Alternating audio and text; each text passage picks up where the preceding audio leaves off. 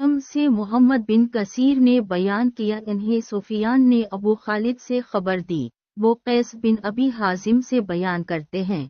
वो अबू मसूद अंसारी से रिवायत करते हैं कि एक शख्स हस्म बिन अबी काब ने रसूलुल्लाह सल्लल्लाहु अलैहि वसल्लम की खिदमत में आकर अर्ज किया, या रसूल अल्लाह, फला शख्स माज बिन जबल लंबी नमाज पढ़ाते हैं, इसलिए मैं जमात की नमाज में शरीक नहीं हो सकता, क्योंकि मैं दिन भर ऊंट चराने की वजह से रात को थककर चिकना चोर हो जाता हूँ और तवील कुरात सुनने की ताकत नहीं रखता। अबू मसूद रावी कहते हैं, इस दिन से ज्यादा मैंने कभी रसूल अल्लाह सल्लल्लाहु अलैहि वसल्लम को वज़अ के दौरान इतना गज़बनाक नहीं देखा।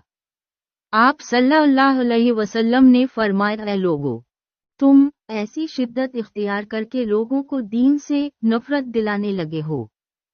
सुन लो, जो शख्स लोगों को नमाज पढ़ाए तो वो हल्की पढ़ाए, क्योंकि उनमें बीमार, कमजोर और हाजत वाले सभी किस्म के लोग होते हैं।